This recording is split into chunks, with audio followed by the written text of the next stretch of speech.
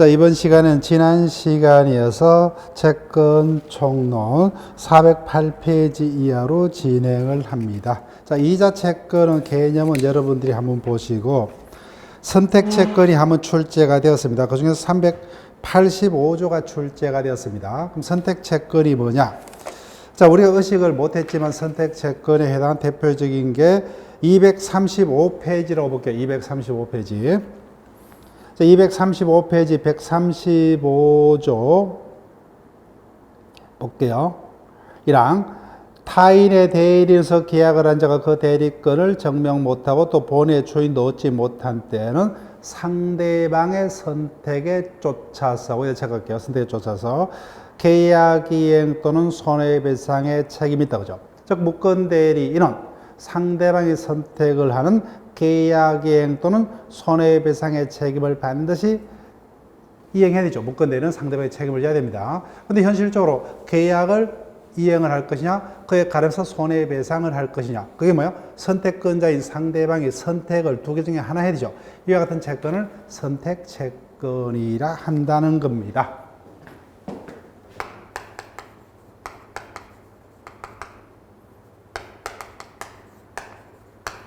자, 개념 볼게요. 선택채권. 여러 개의 서로 다른 급부 중에서 선택권자의 선택에서 그 선택된 어느 하나의 급부가 현실적인 채권의 목적으로 정해지는 것을 선택채권이라 합니다.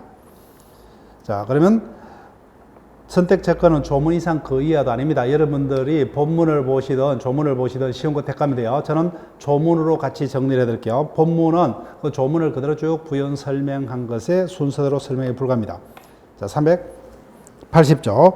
채권의 목적이 수개의 행위 중에서 선택에 쫓아 확정될 경우에 다른 법률의 규정이나 당사자 약정이 없으면 채권자 원칙적으로 선택권자가 누굽니까? 선택권자는 원칙적으로 채무자다. 그죠? 선택권자는 원칙 채무자가 선택권자가 됩니다. 다음은 법의 다른 규정. 앞에서 우리가 135조를 보니까 무권 대리인의 책임은 선택권자가 누굽니까? 대리행의 상대방이 선택권자로 되어 있다고 하죠. 저 법률에 같은 규정이 있거나 또는 당사 약정으로 어떤 선택권자를 정한 바 있다면 그에 따라서 선택권자가 정해지고 그런 정함이 없다면 뭐야? 원칙적으로 채무자가 선택권자가 된다는 겁니다.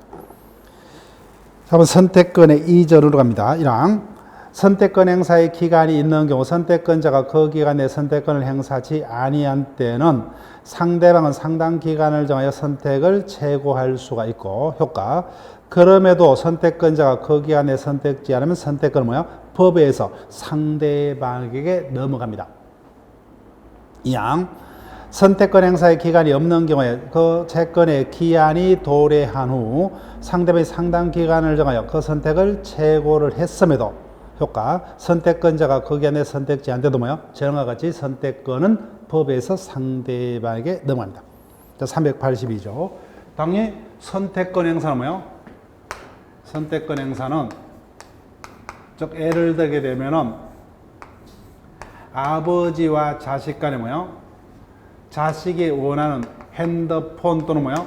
장난감 중에 하나를 아버지가 어린이날 선물로 공짜로 사주기로 했습니다. 선택권자가 자식입니다. 그러면 선택권 행사는 뭐예요?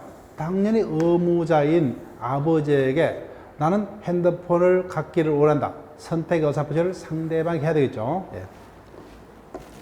1항 채권자나 채무자가 선택하는 경우 그 선택은 당연히 뭐예요? 상대방에 대한 의사표시로 그죠. 따라서 상대방에게 그 의사표시가 도달되면 그때부터 효과가 발생을 합니다. 그래서 이항 전항의 의사표시는 체크할게요. 상대방의 동의가 없으면 처리하지 못한다. 그죠?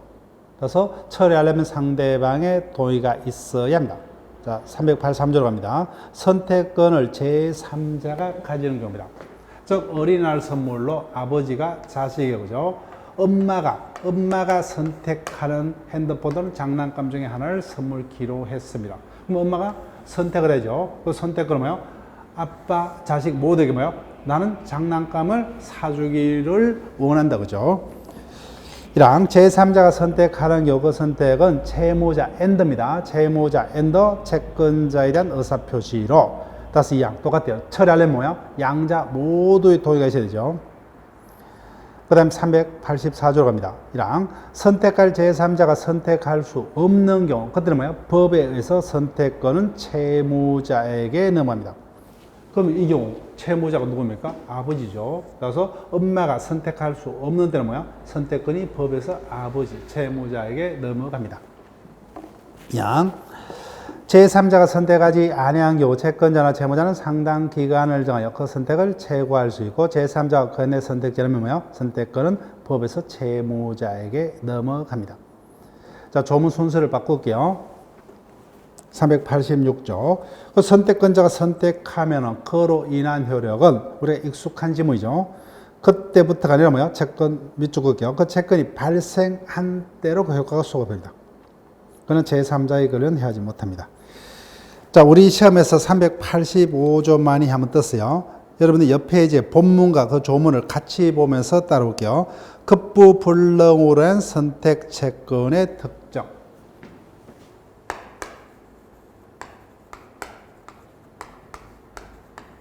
급부불능으로 한 선택 채권의 특정입니다.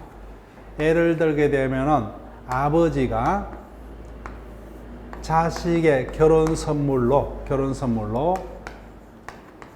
건물 또는 뭐요? 토지를 정력키로 약속을 했습니다.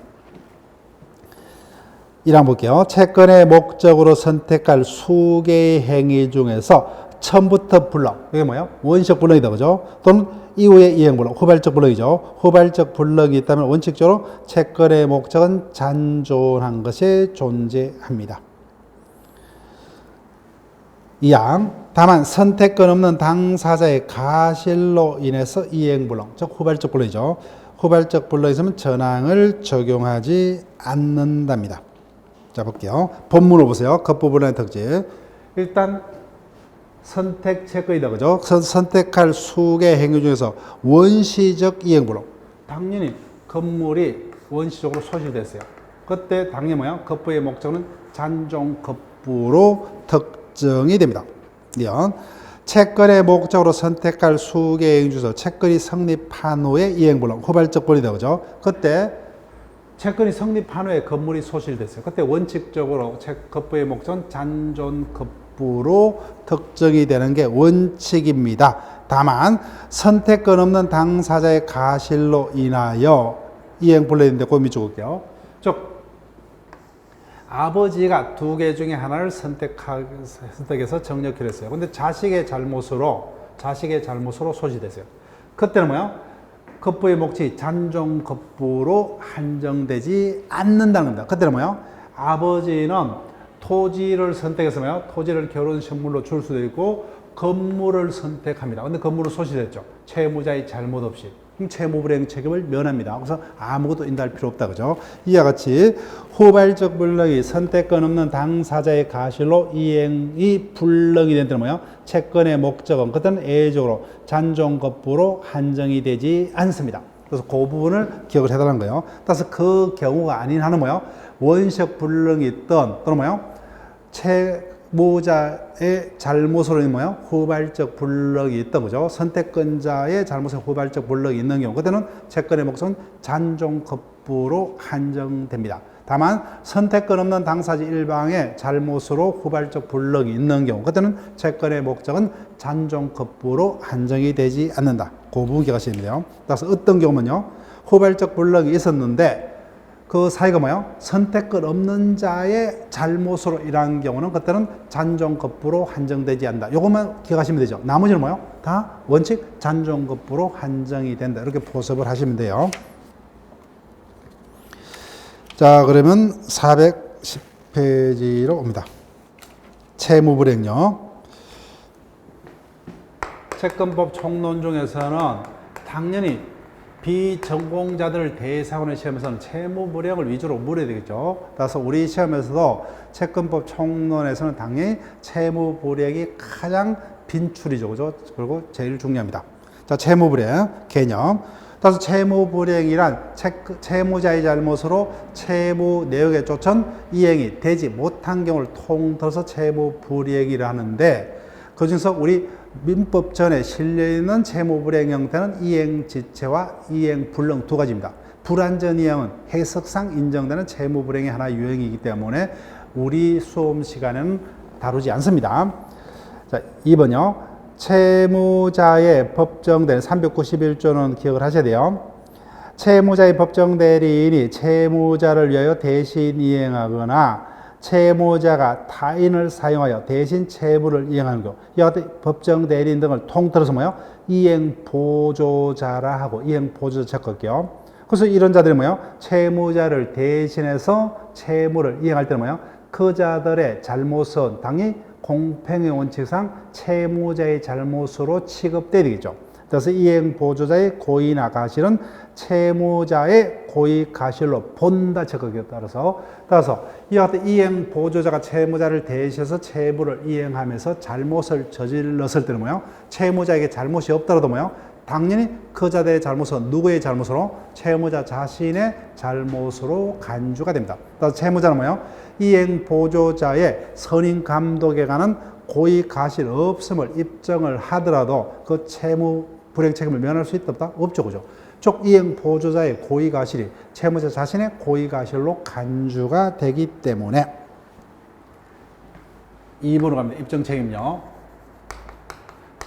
앞에서 금전 채무의 특질을 가서 이미 설명드렸지만 다시 한번요. 390조. 채무자가 채무의 내역에 조선 이행을 하지 않는 데는 채권자는 그로 인한 손해배상을 청구할 수 있다. 그러나 채무자의 고의 가실 없이 이행할 수 없게 된 데는 그러하지 않다. 그죠? 그래서 이와 같은 채무 불이행으로 인한 채권자가 자신에게 발생한 손해를 채무자에게 손해배상 청구하려면 채권자가 어디까지? 채무자가 채무를 불이행했다. 그죠? 채무 불이행 사실 and 그로 인한 손해가 뭐요? 생겼고 그 액수가 얼마다. 여기까지를 채권자가 입증을 해야 됩니다. 그런데 금전채권의 경우는 당연히 채무불이행이 있으면 당연히 이자 상당의 손해가 있기 때문에 손해는 따로 입증할 필요가 없었다. 그죠?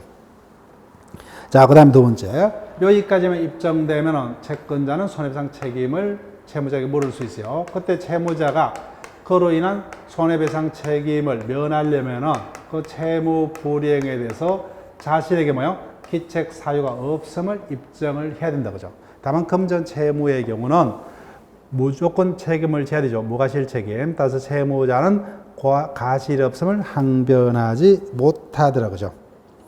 자, 채무 불이행에는 세 가지 종류가 있는데 그 중에 불완전 이행은 다루지 않는다 했습니다. 불완전 이행은 법조문상으로는 없는 해석상 인정되는 채무 불이행의 하나의 유형이고 법조문상으로는 우리 법은 이행지체를 위주로 정리를 하고 있고 이행불능에 대해서는 채권법 강론에서 규정을 둡니다. 따라서 현행법상 조문상으로는 채무 불이행의 유형은 두 가지입니다. 이행지체와 이행불능. 이행지체랑 쓰면요. 한문 그대로 개념 보세요. 이행기에 이행이 가능합니다. 가능함에도 불구하고 채무자의 잘못으로 이행이 없는 경우를 이행지체라 합니다. 반대로 뭐요? 이행의 불능이라면 채무이행이 불가능하다. 그죠? 누구의 잘못으로? 채무자의 잘못으로 이행이 불가능한 것을 이행불능이라 한다. 그럼 이행불능은 누가 책임을 지느냐는 겁니다. 우리 시험에서 어떤 개별 계약 유형으로서는 매매가 대표적이다. 그죠? 건물 매매가 있었습니다. 그 매매의 경우 매수인은 어떤 채무를 부담합니까? 대금 지급 채무다. 그죠? 근데 여하튼 금전 지급 채무는 이행지체만이 있을 수 있고 따라서 이행불능은 있을 수 없다. 그죠? 따라서 매수인은 채무 불이행과 관련해서 이행지체 책임만 매수인에게 성립할 수 있다. 그죠? 그 다음에 매도인은 건물을 인도할 채무자죠. 근데 건물이 소실됐으면 이행이 불가능하죠. 따라서 이행불능에 따른 채무 불이행은 매매의 경우 누구에게만? 매도인에게만 가능한 형태다. 그죠? 매도인에게만 가능한 형태입니다. 그런데 임대차라면 뭐요?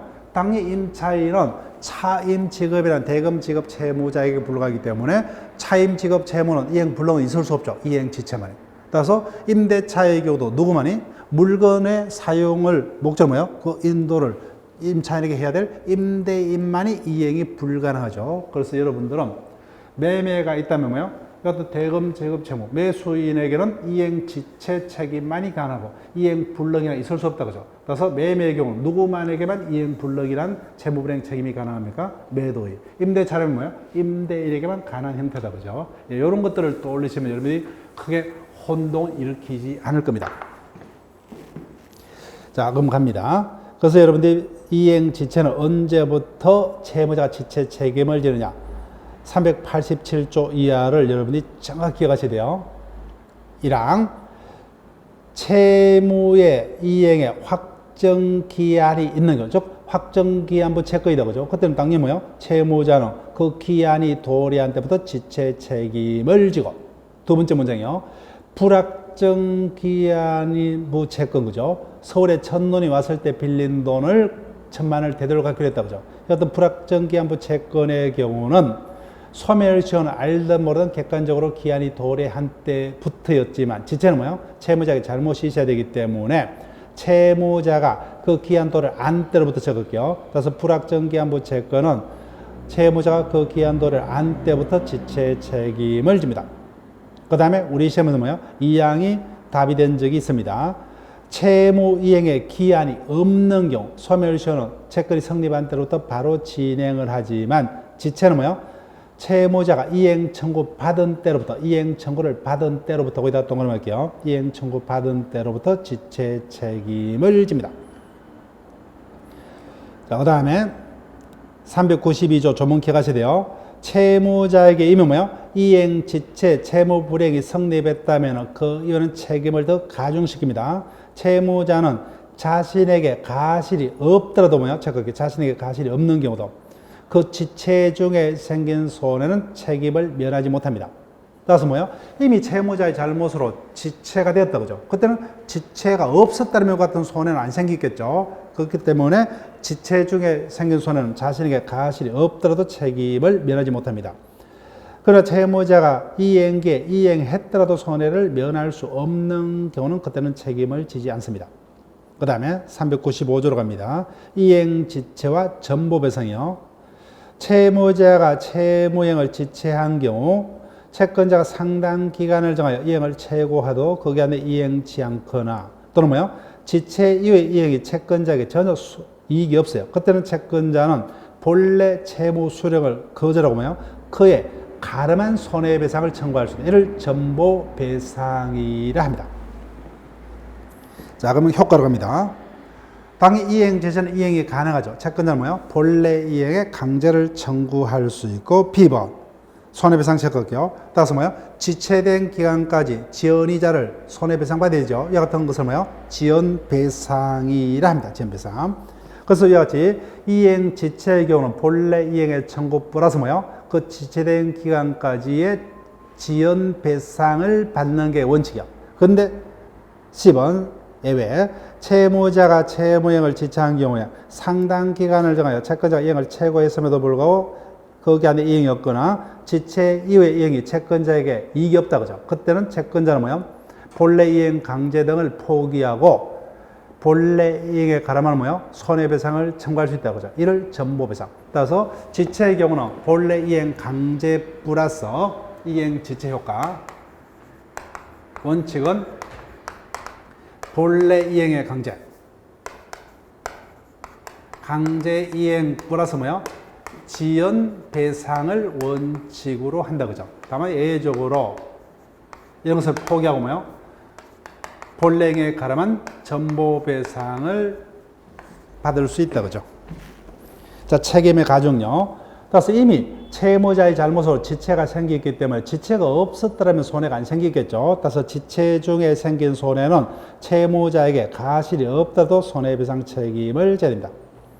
그 다음에 해제는 우리가 채권 강론에서 봅니다. 따라서 이와 같이 계약으로부터 발생한 채권이 채무자가 이행 지체를 하게 되면 채권자는 일정 요건에서 계약을 해제를 할 수가 있습니다. 자, 판례는 우리가 심화본부터 봅니다. 자, 넘깁니다. 이행불능. 이때 이행불능이라면 뭐요? 후발적을 말합니다. 왜요? 원시적 불능은 무효이기 때문에 그죠? 채무불이행 책임이 성립할 수 없어요. 즉 이행 불능이란 후발적으로 채무자의 기책 사유로 이행이 불가능한 경우를 말합니다. 원시적 불능을 목적하는 법률행위 무효이기 때문에 어떤 채권 채무가 발생할 수 없죠. 자, 효과 봅니다. 이행 불능의 경우에는 이행이 불가능하기 때문에 뭐요? 본래 이행 강제란 것은 있을 수 없죠. 그러니까 뭐요? 이행 불능의 효과는 뭐밖에 없어요? 돈으로 배상하는 방법밖에 없다고 하죠. 본래 이행 대신에 뭡니까? 전보배상밖에 없죠. 예, 전보배상입니다. 해제는 채권 강론에서 봅니다. 따라서 이행 불능의 경우에는 본래 이행이 불가능하기 때문에 강제 이행은 있을 수 없고 그에 가름한 손해배상, 즉 전보배상만이 문제가 됩니다. 예, 일정 조건 해제는 가능합니다. 자, 그 다음에 채권자 지체로 갑니다.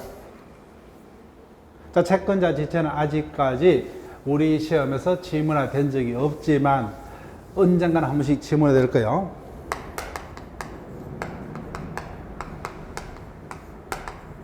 즉 채권자 지체라면 뭐예요?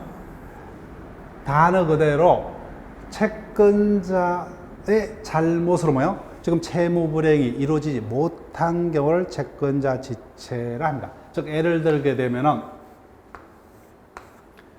가불간에 중고차 매매가 있었습니다. 그 매수인은 약속한 중고차를 인도받을 채권자죠. 그래서 자기들이 약정한 날짜에 채무자인 매도인이 매수인의 주소지에서 직접 차를 인도키로 약정을 했습니다. 그래서 채무자인 매도인이 약정한 날에 채무자의 주소지까지 차를 운행해서 왔습니다.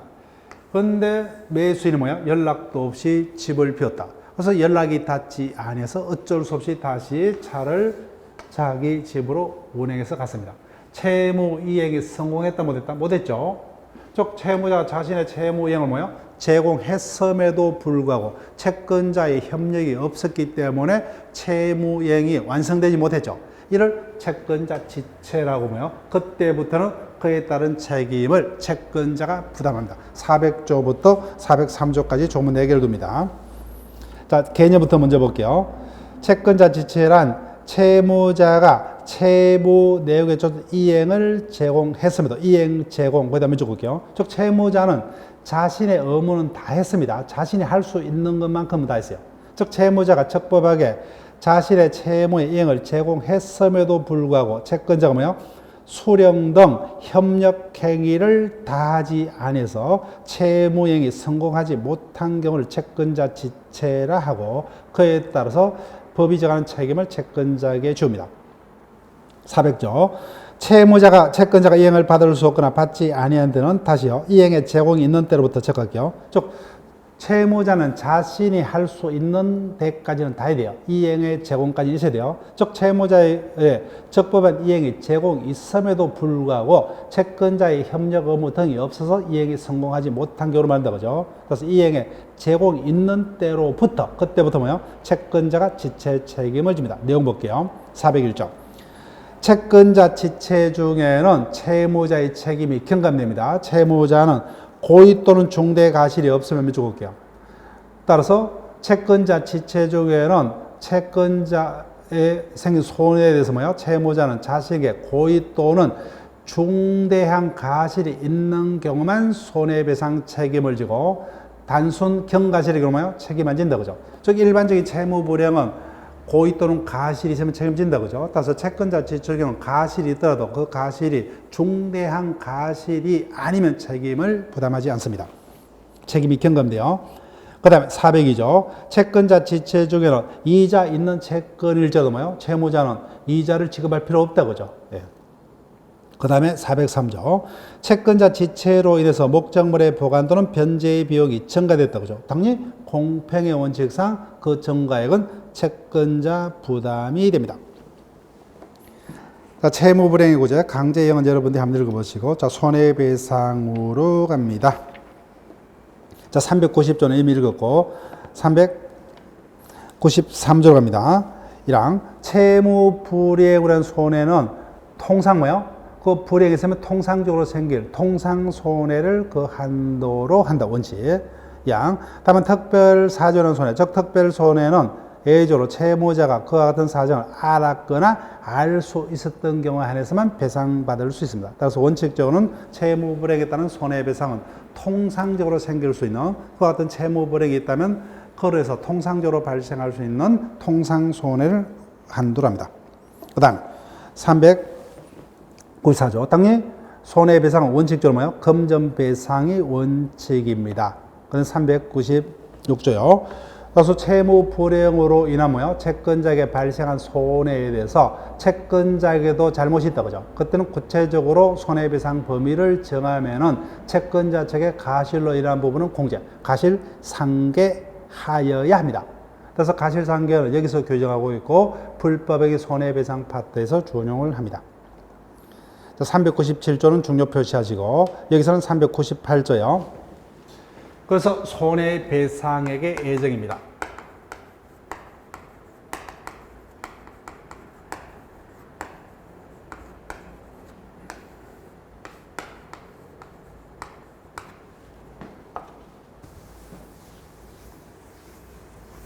자, 앞에서 채권자가 채무 불이행 손해배상 책임을 물으려면 뭐요? 채권자가 어디까지요? 채무자의 채무 불이행이 있었다는 사실, 채무 불이행 사실, 그로 인한 손해 발생과 구체적인 손해액까지 입증을 해야 돼요. 근데 이 부분이 입증이 쉽다, 어렵다? 어렵죠, 그죠? 액수의 다툼이 있었기 때문에. 그래서 미리 뭐요? 당사자들 간에 채무자가 채무를 불이행하게 되면 뭐요? 얼마를 손해배상으로 하자. 서로 미리 합의할 수 있다고 하죠. 이를 손해배상액의 예정제도라 하고, 이 어떤 손해배상액의 예정이 있으면 채권자는 뭐예요? 손해 발생과 손해액을 입증할 필요 없죠. 뭐만요? 채무불이행 사실까지만 입증하면 된다. 그죠? 이와 같은 어떤 편의에 따라서 인정되는 제도가 손해배상액의 예정제도입니다. 자, 1항. 당사자는 채무불이행에 관한 손해배상액을 예정할 수 있다. 2항. 근데 채권자가 힘이 세기 때문에 너무 가닥에 약정할 수 있겠죠. 그래서 손해배상액의 예정액이 부당히 가다되는 법원이 적당히 감액할 수 있다. 사망 채권할게요. 이 같은 손해배상액의 예정이 있더라도 뭐요? 채권자는 원하면 본래 이행을 청구할 수 있고 계약을 해지할 수 있다. 그죠? 따라서 손해배상액의 예정은 이행의 청구나 계약의 해지에 영향을 미치지 않는다. 그다음 추정 규정은 기억하셔야 되죠. 따라서 당사자 간의 위약금의 약정이 있어야 뭐예요? 그 위약금의 약정은 원칙 손해배상액의 예정으로 추정을 해줍니다. 추정 채권이요. 따라서 어떤 위약벌 등으로 약정했다면 자신들이 손해배상액 예정이 아님을 따로 입증을 해야 되죠. 따라서 위약금의 약정이 있다면 원칙적으로 손해배상액 예정으로 추정을 해줍니다. 5항. 당사자가 금전 아닌 것으로서 손해배상에 충당한 것을 예정한 경우도 뭐예요? 전 상해 규정을 준용하죠. 즉 손해배상액의 예정은 금전으로 합의하는 게 원칙이지만 금전 아닌 다른 물건으로 예정할 수 있다고 하죠. 그때도 손해배상액 예정액에 해당합니다. 자, 그 다음에 그래서 본문 볼게요.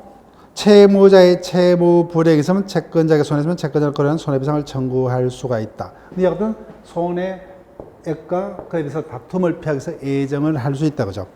그 다음에 399조를 볼게요. 손해배상자의 대입니다.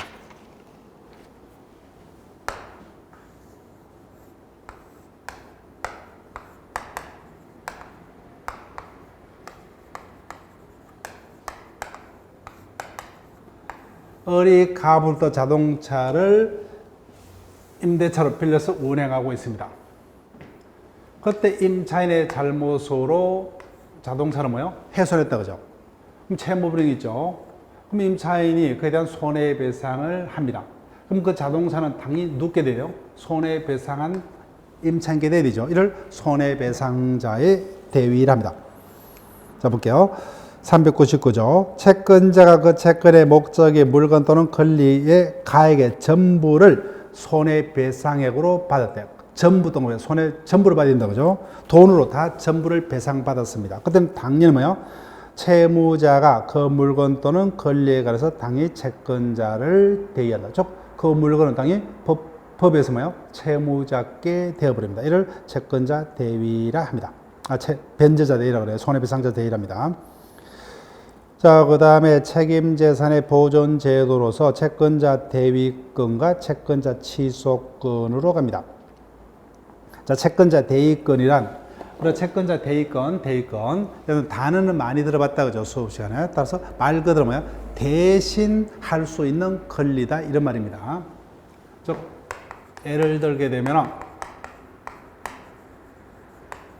채권자 대위권이라는 이와 같은 논점은 우리 시험에서 적당치 않습니다. 단어 자체만 필요한다고 봅니다. 저는 개인적으로. 그런데 이미 다행스럽게도 채권자 대위권이 23회차에 떴습니다. 연속해서는 출제 안 됩니다. 그래서 우리 24회차는 그 개념 위주로만 여러분들이 신경 쓰시면 돼요. 그럼 채권자 대위권이라는 것은 어떠한 목적으로 채권자에게 인정되는 제도냐?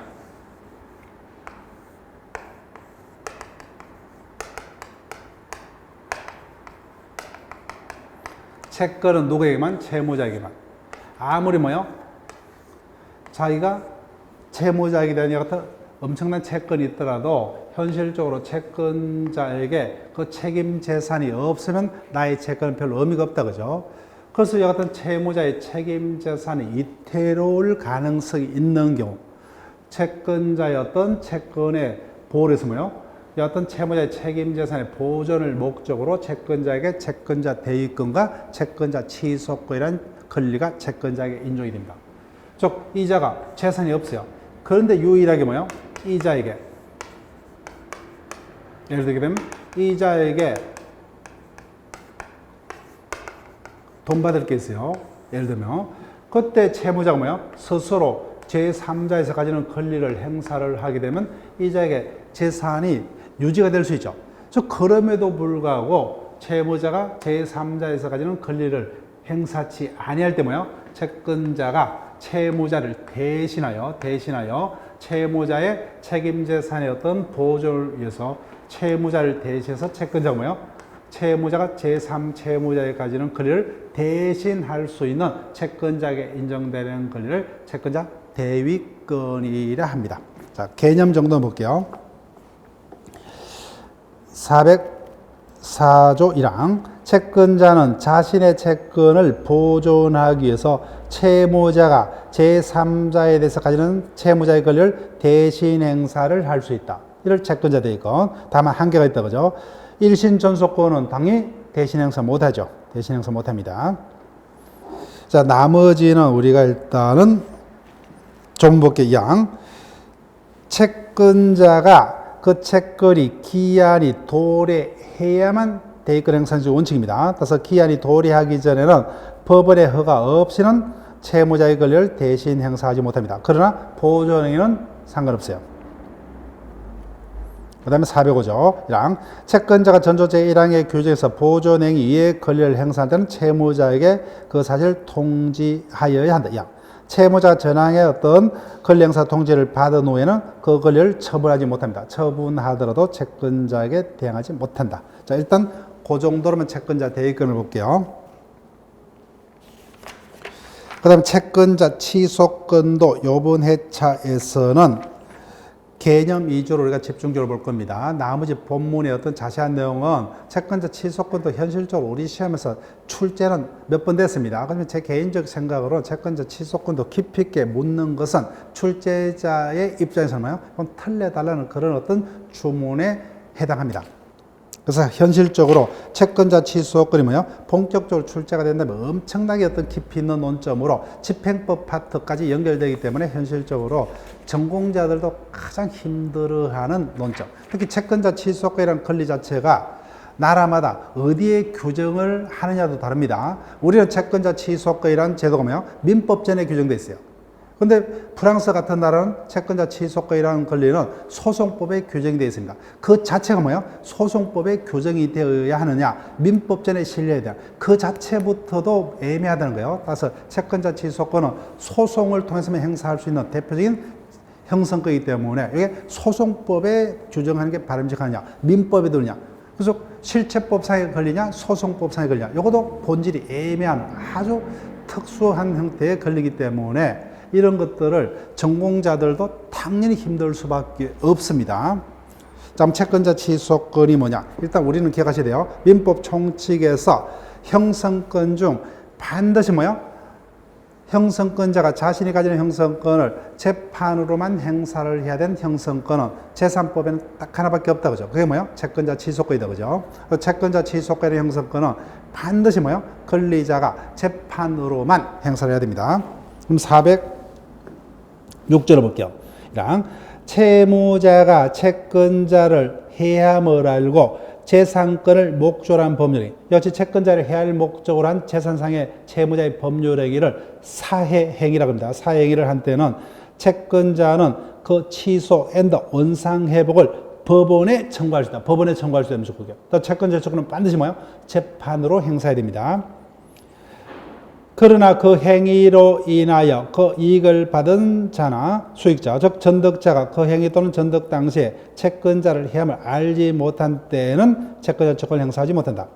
그 다음에 행사 기간의 제한요. 전항의 채권자 취소권의 소재기는 뭐요? 채권자가 그 원인 안 날로부터 1년, 법률에가 있는 날로부터 5년 내까지만 행사해야 된다고 하죠. 따라서 그 기간이 지나면 더 이상 채권자 취소권을 행사 못합니다. 그 다음 효과요. 전조 규정한 취소와 원상회복은 당해 채권자에게만 아니라 뭐요? 모든 채권자 이익을 위해서 효력이 있습니다. 자, 일단 개념만 볼게요. 넘기면 채권자 취소권이라면은 따라서 아무리 내가 채권이 있더라도 뭐요? 채무자에게 책임 재산이 없으면 의미가 없다 그랬죠.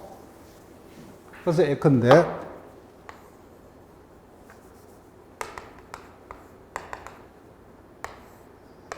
갑이 채무자입니다.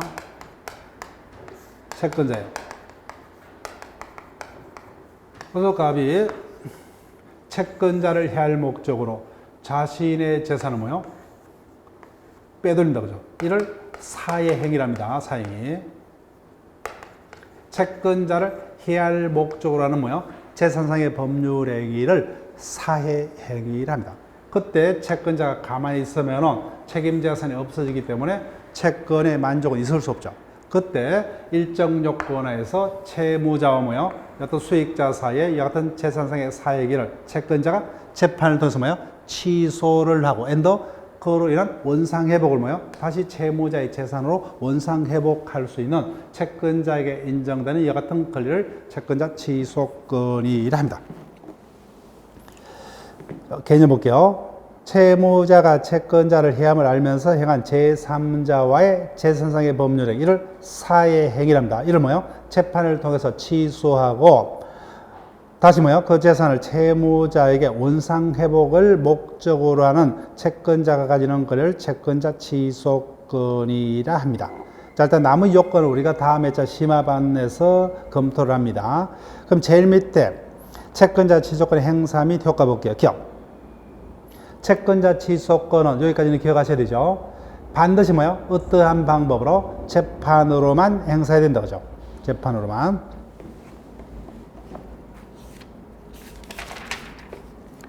자, 넘깁니다. 418페이지 다수 당사자의 채권관계.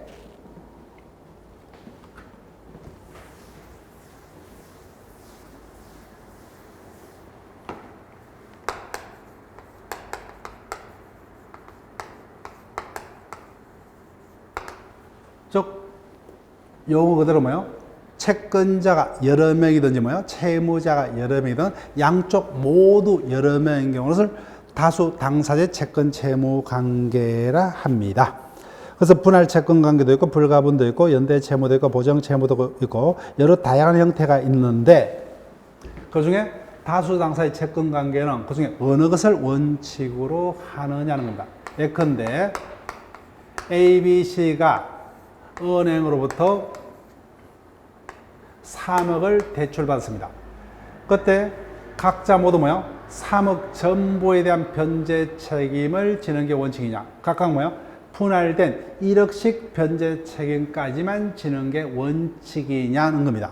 그때 원칙 뭐예요? 우리 법은 각각 분할된 1억의 채무만 부담하는 것을 원칙으로 합니다. 저기와 같이 다수 당사자의 채권자, 채무자가 때문에요. 분할 채권 채무 관계를 원칙으로 합니다. 원칙. 그래서 분할 채권 채무 관계 원칙이다. 여기까지만 이렇게 할게요. 그럼 은행 입장에서는 불만이 있어요.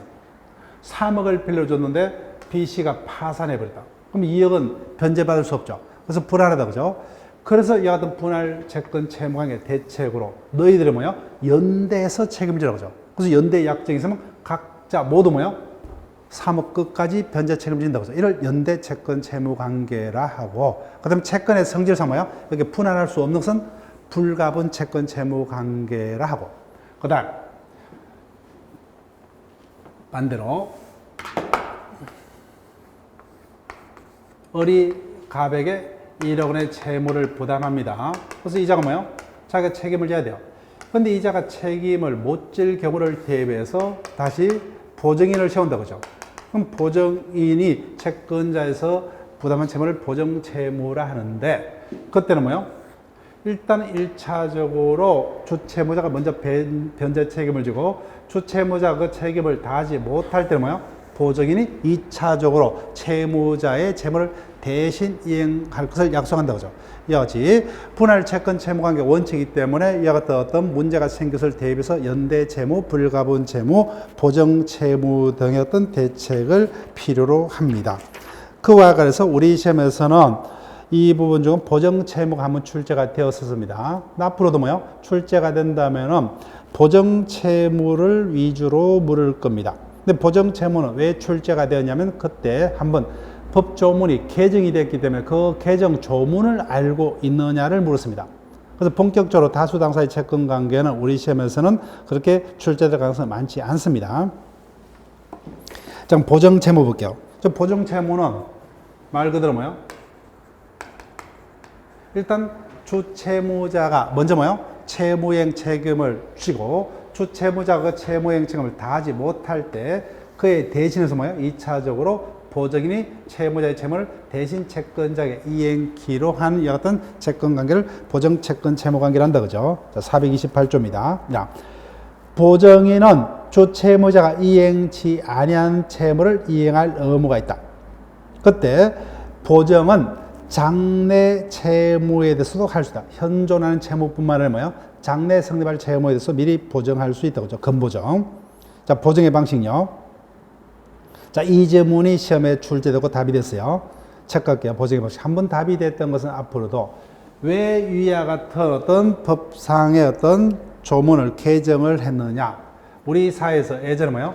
보정으로 인한 어떤 폐들이 많았다. 그죠? 즉, 나는 정상적으로 사회생활을 하는데 어떤 사회생활 하다 보면 어쩔 수 없이 친구의 부탁이라든지 가까운 지인 등의 부탁을 통해서 대신 보정을 설 수밖에 없다고. 그죠? 그때 주채무자가 망하면 엉뚱한 보증인의 가정도 파탄이 되더라고요. 그래서 이런 것들을 제한할 목적으로 법이 이제 개정이 됐습니다.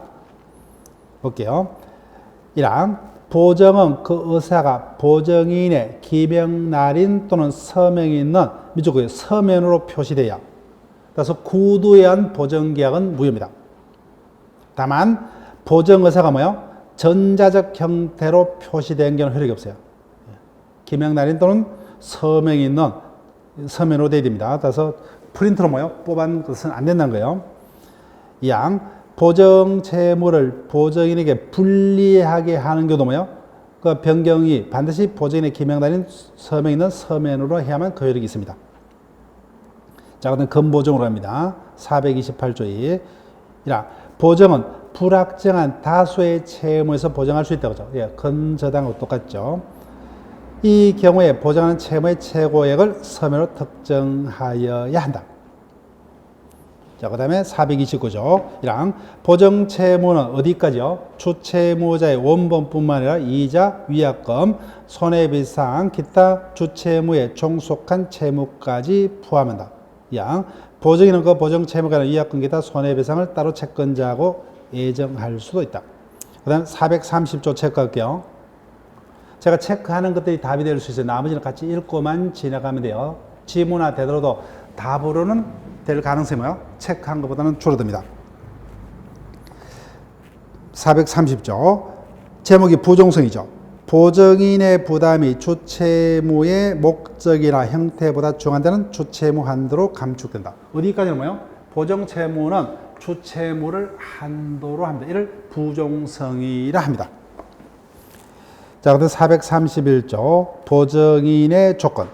이랑 채무자가 보증인을 세울 의무가 있는 때는 뭐요? 그때는 그 보증인은 능력 자료인다. 행위 능력 및 변제 자력이 있는 자로 세워야 할 의무가 있다. 그 다음에 432조. 채무자는 보증인을 세울 의무 이행 대신 뭐요? 다른 상당 담보를 제공함으로써 그 의무를 면할 수 있다. 자, 433조, 434조를 묶을게요. 이랑 보증인은 주채무자가 뭐요? 채무를 이행할 때 대신하는 거죠. 그래서 주채무자가 가지는 항변권을 대신 행사할 수 있다. 이랑 보증인은 주채무자가 가지는 항변권으로 채권자에게 대항할 수 있다. 그리고 주채무자가 뭐요?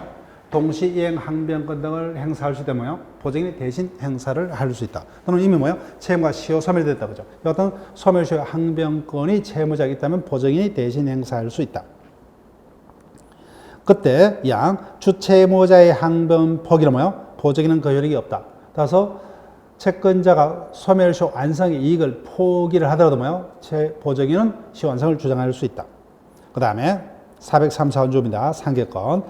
보증인은 주채무자의 채권에 관한 상계로 채권자에게 대항할 수 있다. 또 주채무자가 뭐야? 상계권이 있다면 보증인이 대신 상계할 수 있다.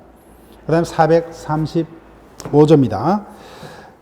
주채무자가 채권자에서 취소권 또는 해지권을 가지고 있는 동안에는, 자, 밑줄 볼게요. 보증인은 채권자에서 그 채무액을 거절할 수 있다. 앞에 두 가지. 채무자가 뭐야? 항변권 또는 상계권이 있는 경우는 보증인이 대신 행사할 수 있다. 그죠? 근데 채무자가 뭐야? 취소권, 해제권 등을 가지고 있다. 취소가 유리한지, 해제가 유리한지는 뭐야? 종국적으로 채무자가 판단해야 되겠죠. 그 채무자가 취소권 등을 가지고 있는 경우 보증인이 대신 행사할 수 없고 뭐요? 그 동안에 이를 이행만 거절할 수 있다. 그죠? 취소권 행사 여부가 결정될 때까지요. 그 차이점을 기억 부탁드릴게요. 자, 그 다음에 436조 2부터 여러분들이 한번 읽어보시고 437조 갑니다. 채권자가 보증인에게 뭐요? 이행을 청구해왔는 때는 보증인은 2차적 책임을 지는 게 원칙이죠. 그러면 항변합니다. 보증인은 뭐요? 주채무자에게 변제 자력이 있다는 사실, 그 집행이 용이하다는 사실을 증명하여 먼저 주채무자에게 뭐요? 먼저 이행을 청구할 것을 요구합니다. 이런 뭐요? 최고라. 보증인이 가진 최고의 항변권이라고 합니다. 그래서 그러면 다시 채권자는 주채무자에게 먼저 이행을 최고해야 돼요. 그 다음에 그 재산에 대해서 집행것을 청구할 수 있다. 그러나 보증인이 주채무자 연대여 채무를 받는 데는 그러하지 않다는 거예요. 따라서 먼저 보증인에게 뭐요? 이행을 청구하면 주채무자에게 먼저 이행을 청구할 것을 항변할 수 있다고 하죠. 이를 최고의 항변권이라 하고. 그래서 이행을 청구합니다. 이행 잘하면 뭐예요? 다시 이자에게 이행을 청구해 온다고 하죠. 그때 보증인은 채무자의 뭐예요? 재산이고 이를 집행이 용이함을 뭐예요? 이유로 이자에게 먼저 집행할 것을 청구합니다. 이를 검색의 항변권이라 합니다. 자, 효과로 갑니다. 전조 규정에 의한 보증인의 항변이 있었음에도 불구하고 채권자의 혜택, 결리했다 그죠? 혜택으로 해서 채무자로부터 전부나 일부의 변제를 받지 못한 경우는 채권자는 혜택하지 않았다면 변제받았을 한도 내에서 그 보증인은 채무를 면합니다. 자, 그 다음에 440조 민법 총칙에서 봤죠. 주채무자에 대한 시효의 중단은 보증에도 효력이 미친다. 근데 반대로 보증에 대한 중단은 채무자에게 효력이 미치지 않습니다. 자, 나머지 조문은 넘어갑니다. 그래서 보증 채무는 우리가 기출 문제가 한번 출제가 되는데 그 문제를 토대로 우리가 심화반에서 다시 한번 우리가 조문 정도로 다시 정리를 합니다. 그래서 다수 당사의 채권 관계는 우리 있으면 출제될 가능성은 그렇게 많지 않고 보증 채무만이 한번 법조문이 신설됐기 때문에 개정이 됐기 때문에 출제가 되었다. 그 다음에 채권 총론에서는 이제는 마지막 파트가 채권의 양도와 변제 파트가 남습니다. 이 부분이 채권 총론에서는 우리 비전공자 파트에서 특히 채무의 변제 파트가 채무 불이행각에서 가장 출제가 될 수 있는 뭐예요? 유력한 파트입니다. 따라서 채무 변제를 중심으로 채권 양도 이하를 쉬었다가 진행을 계속합니다.